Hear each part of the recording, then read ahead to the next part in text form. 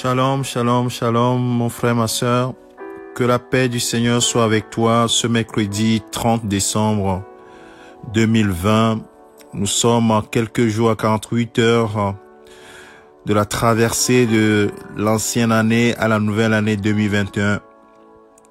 Et cela nous impose quelques éléments à mettre dans notre parcours. Nous sommes en train de remercier notre Seigneur, notre Dieu, pour la vie qu'il nous a donnée, pour la santé qu'il nous a donnée, pour la force qu'il nous donne chaque jour d'avancer avec lui. Mais en même temps, nous faisons le ménage dans notre vie. Et ce matin, le Seigneur veut que nous puissions faire le ménage dans notre vie avant de passer à la nouvelle année. Et cela passe par un passage que le Saint-Esprit, par la bouche de l'apôtre Paul, quand il écrivait la lettre aux Colossiens chapitre 3, il dit quelque chose que nous allons regarder de près ce matin. Pardonne à ton frère, pardonne à ton prochain. C'est le grand message. Écoute ce que l'apôtre Paul dit aux chrétiens de Colosse. Verset 12 de Colossiens chapitre 3, il dit ainsi donc, comme des élus de Dieu saints et bien-aimés, revêtez-vous d'entrailles de miséricorde, de bonté, d'humilité, de douceur, de patience. Ce qu'il a cité, ce n'est que des fruits de l'esprit, le fruit de l'esprit. Et verset 13, il dit, supportez-vous les uns les autres, et si l'un a sujet de se plaindre de l'autre, pardonnez-vous réciproquement. De même que Christ vous a pardonné, pardonnez-vous aussi. Bien-aimé, le message est clair. De même que Christ m'a pardonné, t'a pardonné, toi aussi, moi aussi, je dois pardonner également. Pardonner à ceux qui m'ont fait du mal en Christ ou en dehors de Christ. Pardonner, pardonner, uniquement pardonner. C'est le grand nettoyage que nous voulons faire de notre temple, qui est le temple de Dieu. Notre vie, notre corps, la Bible dit que notre corps est le temple de Dieu, le Saint-Esprit habite en nous et nous devons faire le ménage. Nous savons que dans nos maisons, nous balayons les maisons, nous les nettoyons, nous les dépoussiérons.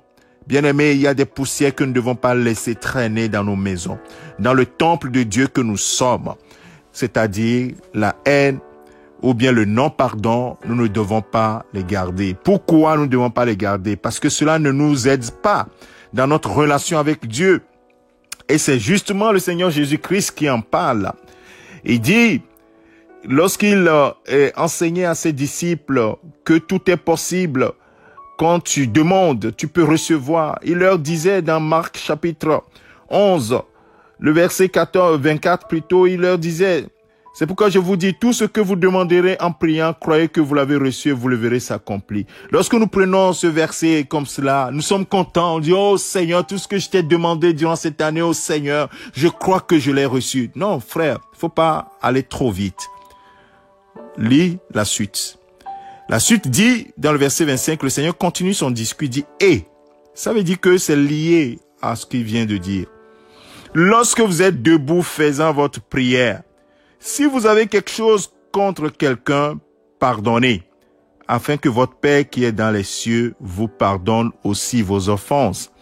Mais si vous ne pardonnez pas, votre Père qui est dans les cieux ne vous pardonnera pas non plus vos offenses. Waouh!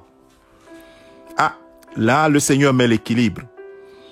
Il dit oui, je vous ai dit que tout ce que vous demanderez, si vous dites même à cette montagne, déplace-toi, elle se déplacera. Rien ne vous sera impossible. Tout ce que vous demanderez en priant, croyez que vous l'avez reçu, vous le verrez s'accomplir. Nous sommes contents. Mais il dit, mais quand tu es debout en train de faire la prière, si tu as quelque chose contre quelqu'un, alors fais le ménage. Si tu ne fais pas le ménage, ta prière n'a pas de résultat.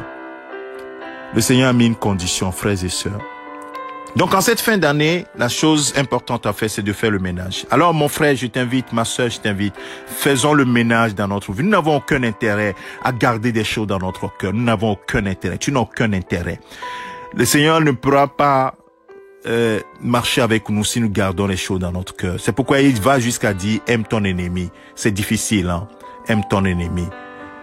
Aime celui qui te persécute. Aime celui qui même te méprise. C'est difficile.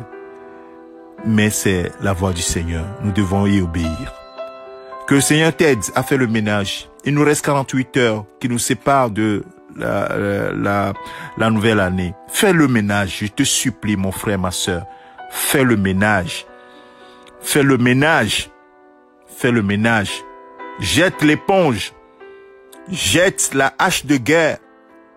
Jette, lâche prise. Lâche prise, mon frère. Si tu meurs dans la haine, dans le non-pardon, je ne sais pas quel est le sort qui t'est réservé. Mais celui qui a parlé, que nous avons lu dans Marc chapitre 11, il s'appelle le Seigneur Jésus-Christ. C'est lui qui doit t'accueillir. S'il lui dit cela, si tu meurs, s'il doit t'accueillir, s'il t'accueille avec le non-pardon, ça m'étonnerait. Je crois pas qu'il va t'accueillir avec le non-pardon dans le cœur. Non. C'est pourquoi pardonne. Tu sais pas quand est-ce que le Seigneur va te rappeler. Que le Seigneur te bénisse et qui te soutient, qui te fortifie. Encore, continuons par faire le ménage. Le Seigneur est à la porte et nous sommes à la fin des temps. Alors, que le Seigneur nous aide à demeurer toujours lié à la parole, uniquement la parole, pas autre chose. Que le Seigneur te bénisse. Excellente journée à toi dans la présence du Seigneur au nom de Jésus-Christ. Amen. C'est ton serviteur, le pasteur Alexandre.